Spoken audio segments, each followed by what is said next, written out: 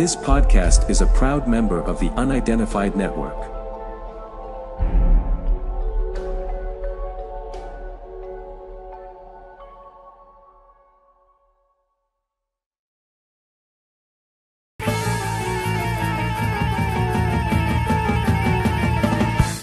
So now, ladies and gentlemen, live and in colour, it's Mr. Wayne Lovejuice.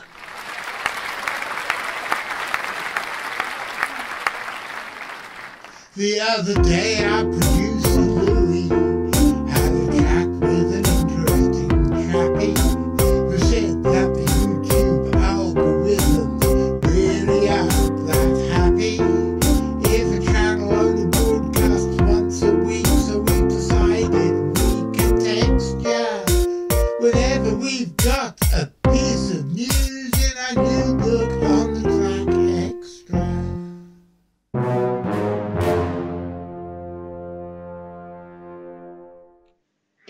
Good evening, ladies and gentlemen. My name's John Downs. I'm the director of the Centre for Fortean Zoology, and welcome to another episode of On the Track Xtra. As everybody, I hope, knows by now, every Saturday afternoon at 3 o'clock for half an hour or so, and every Wednesday evening at 6:30 for about half that, we bring you a miscellany of hard science, weird shit, and surreality. What is surreality, you may ask? Well, I'm not going to tell you. You better ask somebody else. What do you want to know about surreality for? It's none of your chuffing business. Now, I am here this week, as I do every time a new issue comes out. I bring you the latest issue of Flying Snake. Flying Snake is published by my old friend Richard Muirhead, who's somebody I've known since he was 6 and I was 11. He is the person I've known longest in this world, apart from a few people to whom I'm related. Most notably my brother and my cousin Penny, who have been looking after me for years and years and years. Now, I always go through this magazine when it first comes out because I'm fascinated by it. It's one of my favourite magazines, and I like to share the contents with you. But on top of that, the most important thing is that I want you all to subscribe to it, because Richard Muirhead is a very dear, sweet fellow. He is probably, together with Nigel Wright, the best researcher I have ever met, and I really, really think you should all support him in this. Now, let me read what is in this issue. It starts off, as always, with his editorial, which he calls Dr. Devo's Diary.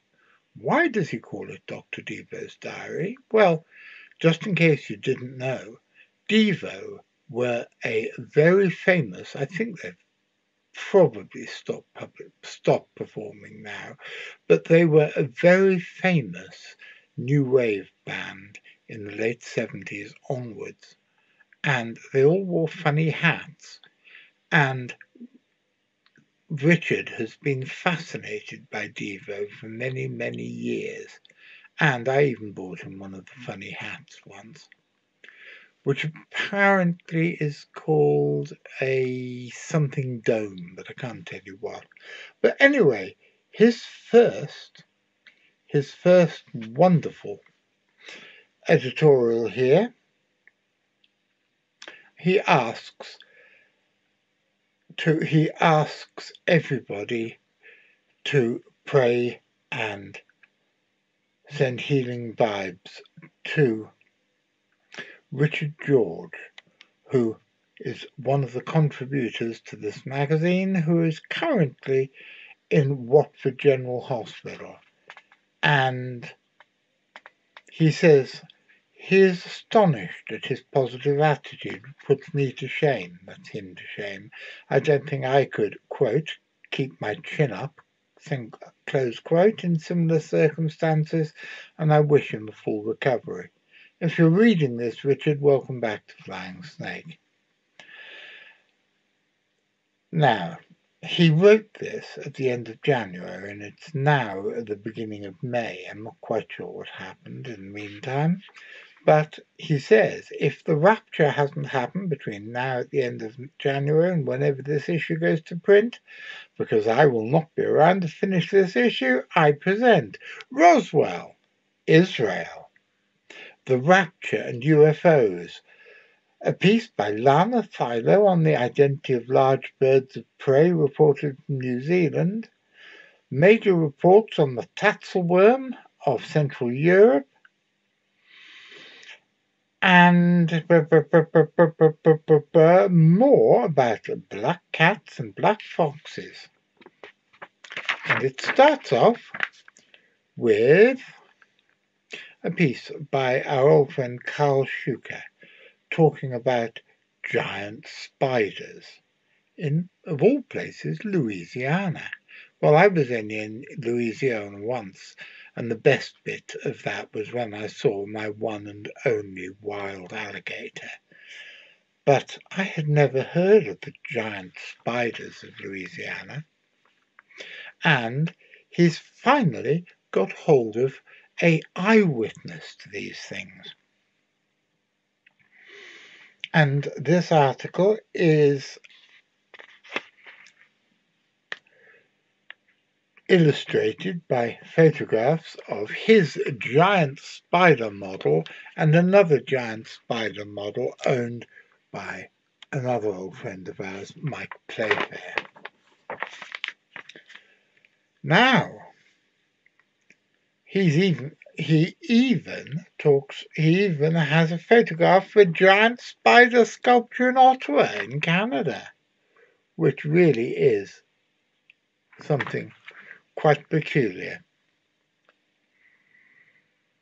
The eyewitness was a brother in the Connecticut NG. I'm not sure what NG stands for. Some years ago, he went to Fort Polk for training. He was training on the use of night vision goggles. They heard a rustling noise, and he swears that himself and his friend saw a spider at least as big as a trash can cover crawl across the trail that they were watching. He's not a BS artist by any means. He's told me this story several times, and I believe him. Him and his friend apparently debated going back the way they came and decided to continue, but very cautiously at first, and then they practically ran through the exercise. And Richard says, as indeed he would have done had he encountered something like that at a night spider the size of a dustbin lid in England.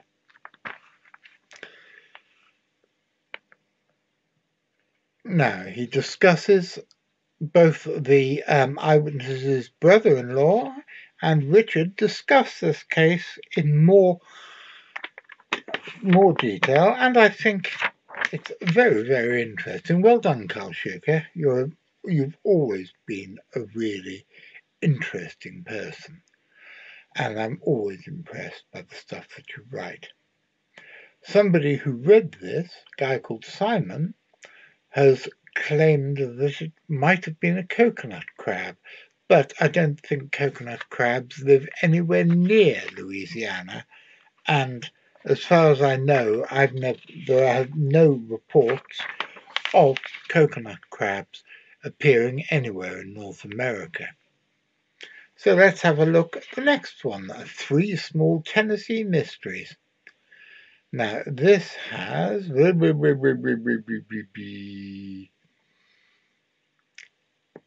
a bloke called Robert Carter in 1919 saw a hawk take one of his hens, and he set a trap which caught the hawk, but he was still losing hens.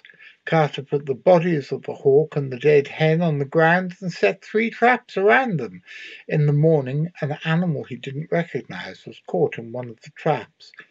Old newspaper accounts have always been frustrating to researchers of strange animals.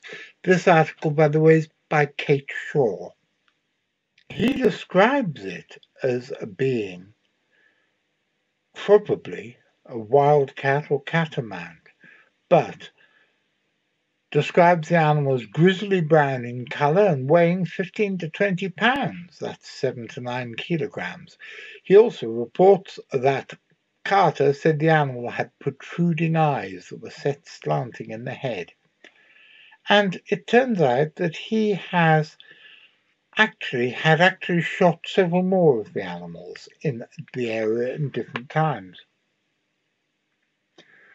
Now we have another strange animal reported from Nashville. It wasn't Elvis, was it? A much different type of strange animal heard and seen in a storm sewer. Some small boys exploring the sewer in August 1889 came rushing out in terror as they reported they'd come across a huge animal in the darkness which bellowed at them. Some older boys entered the sewer again and determined that the bellowing monster wasn't a monster at all, but a cow in distress, for some reason known only to the cow, as she'd entered the sewer from the riverside, although she had to crawl into it on her knees. Because she was then unable to turn round, she kept crawling until she reached a part of the sewer where the ceiling sloped down till it was too small for her. The boys told their fathers, who went to look, and this ends happily for the cow, and the boys managed to help drag the cow back to the manhole where they were able to bring food and water down to her. And in the meantime, the adults found the cow's owner who'd been searching for her for a week. And part of the sewer had to be dismantled to get the cow out. And then we have another jolly story, which is, again, in Nashville, and it's that Fortean perennial, the alligators in the sewers. I'd never heard of alligators in the sewers from Nashville. I'd heard of them, obviously, from New York, and I heard about them from Hong Kong when I was a little boy, but never from Nashville. So this is, once again, a new thing from the pages of this wonderful magazine, which is completely new to me. Now, there's a fascinating article here into an investigation on large birds of prey reported in New Zealand. Well, the first thing that comes to mind, of course, is Haast's eagle, but that has been extinct, allegedly at least, since they were wiped out at roughly the same time as the moa by the indigenous Maori population.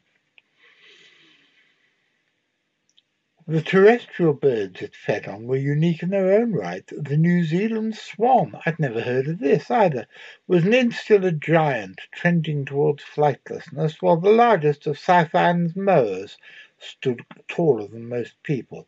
Smaller flightless birds like adzevilles, takahes, kakapo, and kiwi might be less physically impressive, but they evolved a number of traits that helped protect them from the eagle, such as burrowing and defensive foot spurs. I'm not going to go any more on this because it's a fascinating story, and I am very interested to read more about it. In fact, it is so interesting, I think I'm going to try and contact her to see if she wants to be on the show. Then we have more on giant spiders, this time by the indefatigable team of Shane Lee and Richard Muirhead. Shane Lee is somebody I've known for years as well, and they write very well together, and it's a very, very interesting piece, which I'm not going to spoil for you now. Just go out, it's only about a £5. Go out and buy a copy of this magazine. You truly will not regret it. Now what do we have? More. I had no idea there were so many giant spider stories.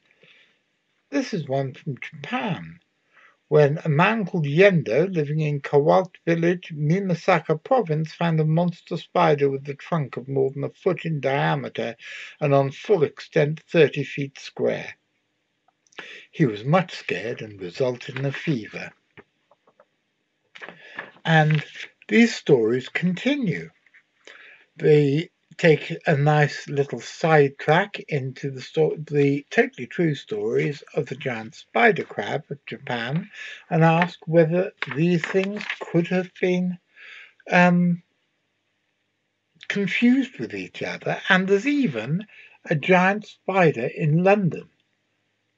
You really cannot make this stuff up, and I seriously think that you ought to look this up because this is a fascinating issue. And the spider stories continue, and you can't say that they don't go into this in depth because they go into it in massive depth. Then we have the article promised in the editorial about Roswell, Israel, and the rapture. This is something which I will return to at some future time. Again, I'm not going to spoil it, but it does have quite an interesting sidestep again into the stories of alien bodies, which were dressed in traditional Andean attire in an airport in Peru, and it turned out to be man-made dolls. This is all very interesting stuff. Whilst on the subject of the Roswell autopsy video and the alien bodies which were seen being cut up, the guy who was behind that, and the man called Ray Santilli, I remember someone with an extremely similar name being out and about when, back in a different lifetime, 35 years ago or so, I was a regular devotee of record fairs in the south of England, and I used to buy and sell rarities, some of them legal, some of them less than legal. And this chap with the Italian name, and I cannot either confirm or deny that it was Santilli, was going around offering to sell the video of Elvis Presley's autopsy. I think it's too close to be a coincidence. And anyway, as Doc Shields told me once, there's no such fucking thing as a coincidence, boy, so shut up. Now, this is the interesting article about tatzelworms, including new tatzelworm sightings. And those of you who watched our two-part show with Jakob Wojcik will know that he uncovered yet another tatzelworm sighting from Slovakia. And we have another one here, an Austrian tatzelworm sighting from our old friend Lois Moderman, another lady for whom I have an enormous amount of respect. And he republishes an article that I published by the late Roger Hutchings in issue 2 of Animals and Men. And then we go to something called the Beast of Brunei. I've always been interested in Brunei. On the 11th of December 2013, an image was posted to a website called Project Noah, a community where anyone can share photographs of wildlife with the intention of having them identified by various members, many of whom who are experts. On this day, one of the photos uploaded was different. The image was posted by a user known only as Haswan, and the only information provided was a caption that read, "Someone caught this during fishing. What is it?" In the photo, a bizarre creature lay in a white bucket.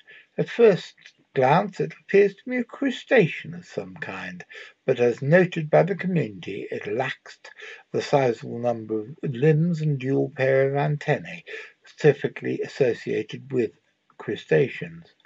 The abdominal pincers look more akin to something you'd find on an insect, and as far as anyone on Project Noah was concerned, there's not really anything like this. Well, anything that was still alive. And then the article, and Josh Hughes has done very well here, goes and explores all the different options for what this beast of Brunei might have been. Then we have Ulrich Megan again talking about frogs. According to Ulrich Megan, there are reports in a book written in 1960, and I'm not even going to try and pronounce the title, which said there was a second reason to justify mountaineering in the Xtra. The abominable snowman of the Himalayas is unknown there, but they know the glacier frog, which grows to the size of a calf and lives in crevices. It's not exactly common, but some men claim to have seen it and say that its skin, similar to that of a mythical Indian cobra, is covered in gold and diamonds. And it's a very interesting article, and once again, Ulrich, who is another old mate of mine, has come up with fascinating stuff that I've never seen anywhere else. That's what I like about this magazine. It has stuff in it that nobody else ever sees. And I try to have interesting new things in the magazines I edit. But Richard has this wonderful wild talent for being able to dig up these things which no one else has ever heard of. Okay, we have an article by somebody called Helen Samuels about the graptolite fossils, which is very interesting and which I think we need to go talk about in far more length. There is something about a wild man being caught, wild hairy man of the mountains being caught in Wales in 1914. A sea monster near Liverpool in 1931. An albino platypus, that was only last year. Strange fish, black foxes as mystery cats, a mystery black cat in Macclesfield, and a dog that ate a lot of toads and then vomited 13 living toads back up again. And there's a very cute story from earlier this year about a happy little mouse in a happy little house, or was it a shed? A mouse filmed tidying up a man's shed every night. And we have more stuff about Chinese crocodiles in Hong Kong. And a question, can green eyes ever turn blue?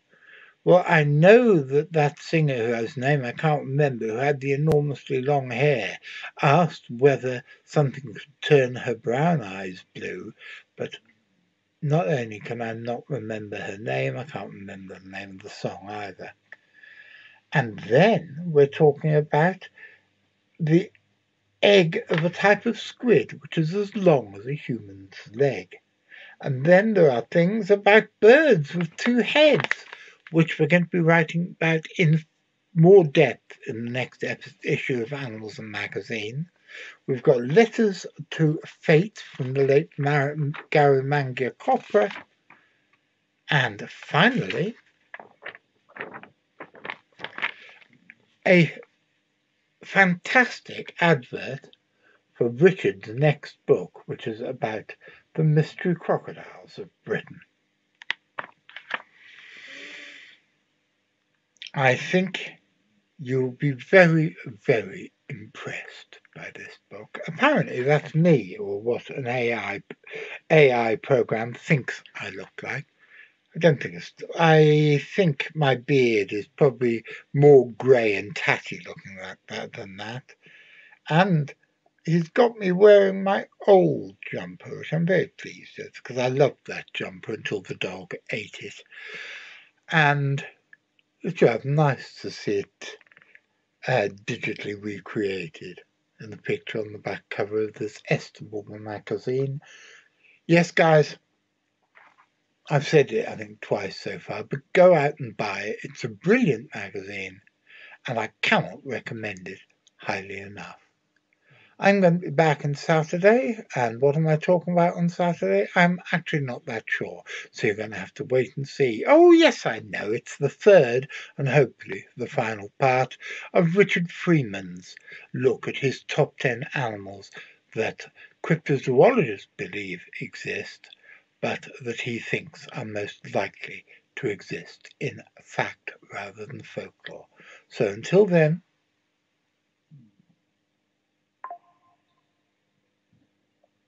be seeing you.